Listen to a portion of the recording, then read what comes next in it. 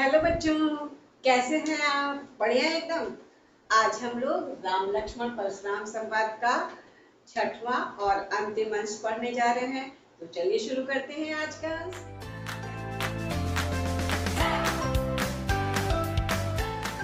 आज का अंश शुरू करने के लिए सबसे पहले मैं इसका उच्चारण करती हूँ कि आप इसके परंपरागत तरीकों को सीख सकिए कि कैसे हम दोहा और चौपाई को पढ़ते हैं। तो चलिए। कहूँ लखन मुनि सील तुम्हारा, को नहीं जान विदित संसारा। मात पिता ही उरिन भैनी के, गुरु ऋण रहा सोच बड़ जी के। सो जनु हमरे ही माथे काढ़ा, दिन चली गए ब्याज बड़ बाढ़ा। अब आनिय ब्योहरिया बोली, तुरत देऊ मैं थैली खोली। सुनि कटु बचन कुठार सुधारा, हाय हाय सब सभा पुकारा। भृगुबर परसु देखावहु मोही, विप्र विचारी बचौ नृपद्रोही। मिले न कबहु सुभट रन गाढ़े, द्विज देवता घरहि के बाढ़े।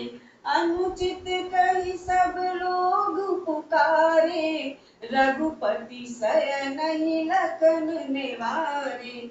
लखन उतर आहुत सरिस, भृगुबर कोप कृसान। बढ़त देख जल सम वचन, बोले रघुकुल बान। हाँ तो बच्चों, इसका अर्थ हम लोग देखते हैं। क्या है वो लखन मुनि सील तुम्हारा? जब बार बार परशुराम जी कहते हैं कि वो मेरे क्रोध को बता दो, मेरे स्वभाव को बता दो, तो लक्ष्मण जी क्या बोलते हैं?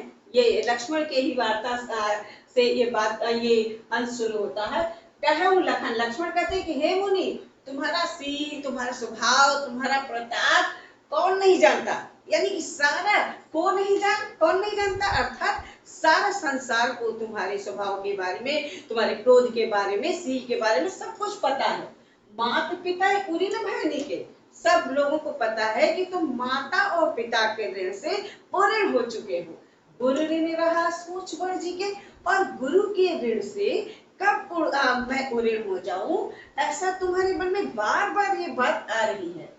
सूजनी हमरे ही माथे कहा, और अब तुम चाहते हो कि मुझे को मार के अपना ये गुरु ऋण पूरा कर ले। कहा दिन चली गए ब्याज बढ़ बढ़ा, बहुत दिन पहले की बात हो गई है कि तुमने गुरु से ऋण होने की बात कही थी, और उसके बीच में बहुत गैपिंग आ गई है, बहुत बढ़ गया है ब्याज। जब हम किसी का पैसा या कोई भी कर्ज जब लेते हैं ऋण, तो वो समय से नहीं दे पाते, तो निश्चित ही हमारा वो उस पर ब्याज बढ़ जाता है। तो जिसको हम लोग इंटरेस्ट कर सकते हैं। ये बोलते हैं कि बहुत दिन हो गया है, बहुत ब्याज बढ़ गया है, अब आनिए ब्योहरिया बोली, अब तुम भी बुलाओ। देखिए, इस ब्योहरिया के लिए यहाँ पे दो प्रकार का अर्थ आता है। एक तो यह आता है कि अब तुम व्यवहारिक बोली पे आ गए हो, तो चलो अब मैं भी अपनी थैली खोलता हूँ। और एक ये भी होता है, उस समय एक व्यवहरिया होता था, मतलब जो लिखा पढ़ी का काम करता था, कि वो व्यवहरिया को बुलाओ, तो मैं भी क्या क्या तुमने किया, क्या क्या मैंने किया, तो तुरंत देव मैं थैली खोलूं, तो मैं हिसाब किताब अभी बराबर हो जाए। सुनी कटु बचन कुठार सुधारा, तो तक इनके लक्ष्मण की इन सब बात को सुन के और जो है उन्होंने अपना कुठार एकदम सुधार के ले लिया, तो कि अब मार ही देंगे। हाय हाय सब सभा पुकारा, तब सभा के सारे लोग हाय बचाओ बचाओ ऐसा करके पुकारने लगे।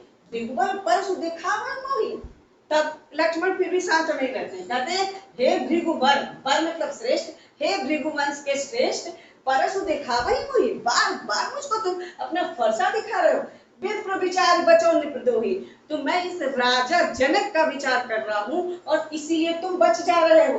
विप्र, हे ब्राह्मण, मैं राजा के प्रति द्रोह ना हो जाए, क्योंकि वो राजा जनक के दरबार में आए थे और वहां पे आके अगर परशुराम का वध कर देते तो उनका ये राजा के प्रति द्रोह हो जाता। तो कहते मैं तो तुम्हें विप्र ब्राह्मण हो ये विचार कर रहा हूँ और राजा के प्रति मैं द्रोही न बन जाऊं, इसके लिए मैंने अभी तक तुम्हारे साथ युद्ध नहीं किया। मिले न कबहु सुभट सुभट रन गाड़े, कि देखिए कितनी बड़ी बात कर दिया, मिले न कबहु सुभट रन गाड़े। तुमको लगता है ना कभी युद्ध रण में, रणभूमि में सुभट अच्छा योद्धा मिला नहीं, तुम्हारे बराबरी का योद्धा मिला नहीं, इसलिए तुमको मालूम नहीं कि युद्ध क्या होता है। द्विज देवता घर ही के बड़े, हे ब्राह्मण देवता आप अपने घर के ही बड़े होंगे, बहुत बड़ा बनते हैं, बहुत कहते मैं क्रोधी हूँ और बहुत करता हूँ, मैं भी आपके बराबर ही योद्धा हूँ। अनुचित कह सब लोग पुकारे। अब तो सब लोग सोचे कि लक्ष्मण भी उसी लय में आ गए और परशुराम तो है ही, तो अब तो युद्ध हो जाएगा। तो अनुचित है करके सब लोग बोलने लगे। रघुपति सह नहीं लखन निवारे, तो राम ने भी जाना कि अब तो युद्ध हो ही जाएगा, तो उन्होंने अपने नेत्रों के संचालन से लक्ष्मण को शांत रहने का आदेश दिया। लखन उतर आहुत सरिस, ये जो लक्ष्मण बोल रहे थे उनके जो उत्तर थे, जो वो प्रत्युत्तर दे रहे थे परशुराम को, आहुति सरिस, आहुति के समान थी।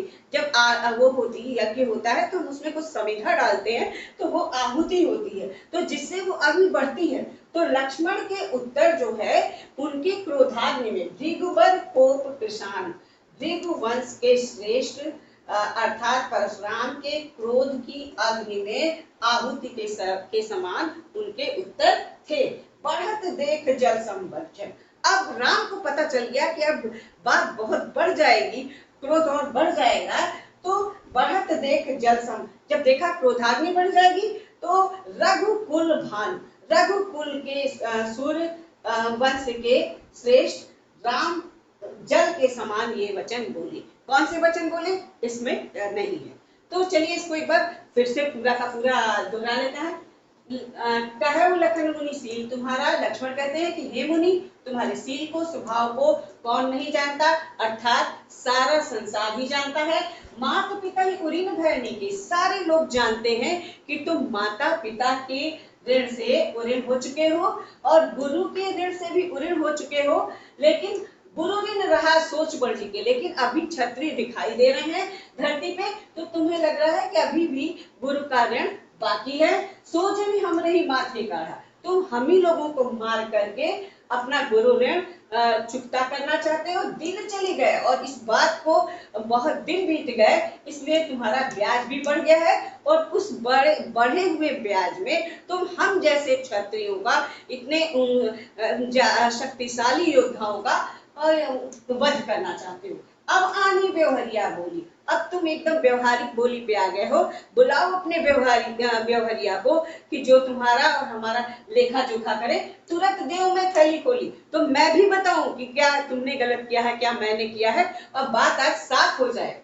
सुनी का तो वचन कुठार सुधारा, इतना वचन सुनते ही उन्होंने अपना कुठार को, वो यानी फरसे को सुधार लिया, हाय पकड़ लिया उस अंदाज में, मारने के अंदाज में, हाय हाय सब सभा करा। तो सभा में जितने लोग थे सभी हाय हाय करके पुकारने लगे कि ऐसा नहीं होना चाहिए।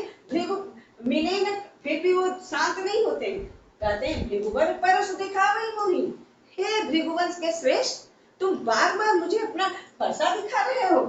विप्र विचार बचौने प्रतोहि, मैं तो तुमको ब्राह्मण समझ के नहीं मार रहा हूँ, और उसके बाद मैं राजा के प्रति विद्रोह से भी बच रहा हूँ, क्योंकि अगर मैं यहाँ तुम्हें मार दूंगा तो राजा जनक के प्रति विद्रोह हो जाएगा। मिले न कभो सुभट रंगाड़े, हे ब्राह्मण देवता आपको कभी रण में अपने बराबरी का सुभट अच्छा योद्धा नहीं मिला है, तभी तक इसीलिए आपको अंदाज नहीं कि अच्छा योद्धा कैसे युद्ध करेगा। आप सोचते हैं कि आप ही सबसे बड़े योद्धा हैं।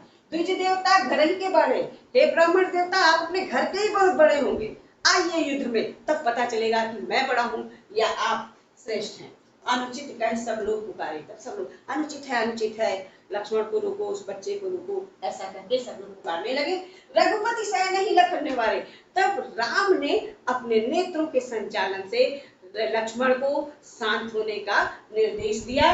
लखन उतर, अब दोहे का अर्थ देखते हैं। लखन उतर आहुति सरिस, लक्ष्मण जो उत्तर दे रहे थे वो सारे उत्तर आहुति के समान, भृगुवर को प्रसन्न, भृगुवर भृगुवंश के श्रेष्ठ अर्थात परशुराम के क्रोध अग्नि में उनके उत्तर आहुति के समान पड़ रहे थे। जैसे यज्ञ में हम समिधा डालते हैं तो उसी तरह उनका ये जो क्रोधाग्नि थी उसमें लक्ष्मण के उत्तर समिधा के समान थे, आहुति के समान थे, जो उनकी क्रोधाग्नि को और अधिक बढ़ा रहे थे। बढ़त देख जल संवचन, उनके क्रोधाग्नि को बढ़ता हुआ देखकर रघुकुल के वो भानु यानी कि सूर्य श्री राम ने जल के समान शीतल वचन बोले कि जिससे उनकी अग्नि क्रोधाग्नि शांत हो जाए। तो इसका अर्थ यही पे खत्म हो जाता है, लेकिन हम लोगों को इसमें कुछ काव्य सौंदर्य भी देखना है। तो आगे देखते हैं इसके काव्य सौंदर्य को। मैंने जैसा कि आपको बताया कि काव्य सौंदर्य के दो पक्ष होते हैं, भाव पक्ष और कला पक्ष।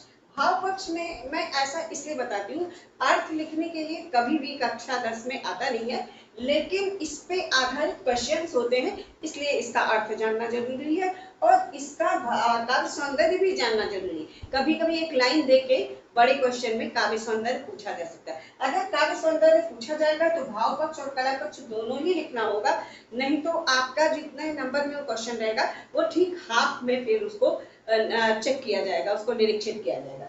तो भाव पक्ष में दो हमें बताना कि इसमें भावात्मक क्या विशेषता है। तो इसमें राम लक्ष्मण परशुराम संवाद में अभी तक हम लोगों ने राम की एक शुरुआत में देखा था कि वो कहते हैं कि हुई है कही हुए एक दास तुम्हारा, और यहाँ लास्ट में उन्होंने केवल जल के समान वचन बोले। बस राम का यहाँ पे संवाद यहाँ है, वो भी बोले नहीं है, केवल उन्होंने मतलब अपने नेत्रों के संचालन से लक्ष्मण को शांत किया। हम कह सकते हैं कि इसमें जो लक्ष्मण का क्रोध और परशुराम का क्रोध दोनों ही एकदम चरमावस्था में पहुंच जाते हैं, जहां राम के संकेत से युद्ध रुक जाता है। अब इसको आप दो क्या पॉइंट बना के लिखते कि इसमें राम और परशुराम और लक्ष्मण के क्रोध का वर्णन किया गया है और उनके क्रोध को शांत करने के लिए राम का वो एक राम के द्वारा एक संकेत दिया गया है लक्ष्मण को। तो ये दो हो जाएंगे। फिर कला पक्ष में देखते हैं हम लोग भाषा। जैसा कि हम जानते हैं कि रामचरितमानस की भाषा ही है अवधी, तो अवधी भाषा है यहाँ पे। और रस क्या है इस पूरे में ही हम लोग ये रौद्र रस है, क्योंकि यहाँ पे परशुराम या लक्ष्मण के क्रोध का वर्णन है। और छंद क्या है, जैसा कि हम लोग जानते हैं कि ये सब चौपाई है और ये दोहा है, तो दोहा चौपाई छंद का प्रयोग किया गया है। अलंकार को थोड़ा हम लोग देख लेते हैं कि कहाँ कौन सा अलंकार है। तो यहाँ पे देखिए मात और पितली, देखिए इसका भी दूसरा वर्ण है, इसका भी दूसरा वर्ण है, तो यहाँ पे अनुप्रास अलंकार है। और रिंग रहा में भी ये देखिए अनुप्रास अलंकार है। उसके बाद देखिए यहाँ सो जन हमरे माथे काढ़ा, जब जनु जानो मनु मानो आता है तो यहाँ उत्प्रेक्षा अलंकार होता है, तो यहाँ पे ये उत्प्रेक्षा अलंकार है। और इसके बाद आते हैं हम लोग हाय हाय में, देखिए यहाँ पे आपका पुनरुक्ति प्रकाश है। इस अलंकार को हम लोग पढ़ते नहीं है, लेकिन जाने तो अच्छा है क्योंकि बहुत आसान सा है कि जब एक ही शब्द दो बार आता है और दोनों का कोई अर्थ भिन्न भिन्न नहीं होता तो वहां पे पुनरुक्ति प्रकाश अलंकार हो जाता है। अब सब और सभा में यहाँ पे देखिए आपका फिर से अनुप्रास अलंकार हो जाएगा। और फिर विचार बचाव में यहाँ पे भी अनुप्रास अलंकार हो जाएगा। और उसके बाद यहाँ आ जाते हैं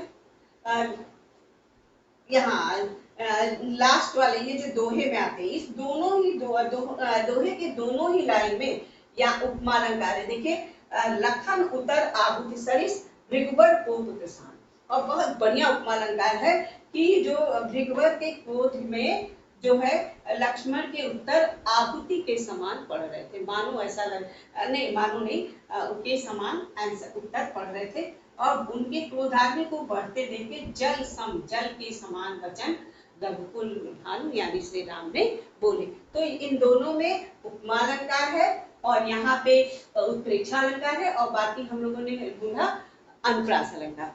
तो बच्चों पढ़ते रहिए, आगे बढ़िए और ऑल द बेस्ट।